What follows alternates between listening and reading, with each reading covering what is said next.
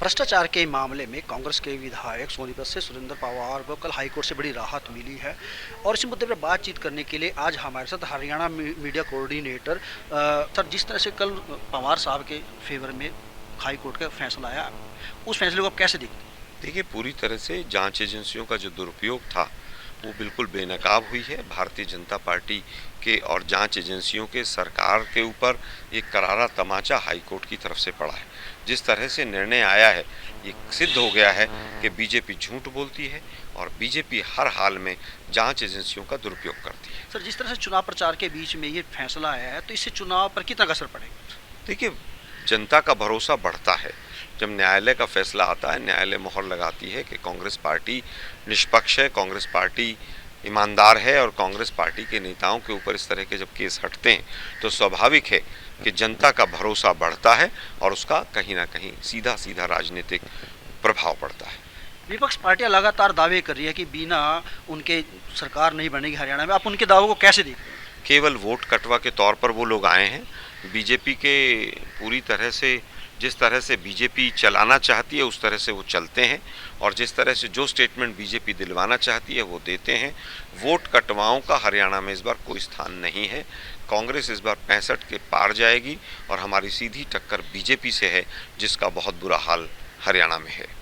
हरियाणा में आप किन मुद्दों को लेकर जा रहे हैं चुनाव में? क्योंकि जिस तरह से विपक्ष भी लगातार अपने चुनावी मुद्दों को लेकर आ रहा है, आप अपने मुद्दों को लेकर कैसे प्रचार प्रसार कर रहे हैं? देखिए, हमारे जो मुद्दे हैं वो जवान का है, किसान का है, हमारा महिलाओं का मुद्दा है, बेरोजगारी मुद्दा है, महंगाई मुद्दा है। इनका 10 वर्षों का कुशासन और कुप्रबंधन है। दो मुख्यमंत्री बदले, 9.5 साल एक फेल मुख्यमंत्री ने हरियाणा के ऊपर 5 गुना कर्जा चढ़ा दिया। इन तमाम मुद्दों को लेकर हम जनता के बीच में। आप अपना मुकाबला किस पार्टी से मान रहे हैं? क्योंकि जिस तरह से विपक्ष भी लगातार अपना चुनाव प्रचार प्रसार कर रहा है और आप भी लोग प्रचार प्रसार कर रहे हैं, तो मेन मुकाबला आपका किससे होगा? मैंने अभी पहले भी बताया आपको, सीधा मुकाबला बीजेपी से है जो बिल्कुल जर्जर अवस्था में है और वोट कटवाओं का इस बार हरियाणा के चुनाव में कोई स्थान नहीं। भारतीय जनता पार्टी लगातार प्रचार प्रसार कर रही है कि कहीं ना कहीं जो कांग्रेस पार्टी है दलित विरोधी है और वो शैलजा के मामले को भी लगातार भुना रही है। आप उनको कैसे देखते हैं? देखिए, वो तो आरोप लगाएंगे, विपक्षी दल हैं। हम तो उनसे पूछ रहे हैं कि कितने प्रदेश अध्यक्ष 10 साल में आपने 5 बदले, कितने दलित बनाए? अशोक तंवर जी से और तमाम लोगों से अगर इतना प्यार है तो डिक्लेयर कीजिए ना कि हम मुख्यमंत्री बनाएंगे। ये शगुफेबाजी है अपनी नाकामी को छुपाने के लिए। अगर दलित और संविधान कहीं पर और आरक्षण सुरक्षित है तो वो कांग्रेस के साथ। राहुल गांधी भी हरियाणा दौरे पर आ रहे हैं, तो उनका जो दौरा है कितना कारगर साबित होगा हरियाणा चुनाव में? राहुल गांधी जी आज देश के लीडर हैं।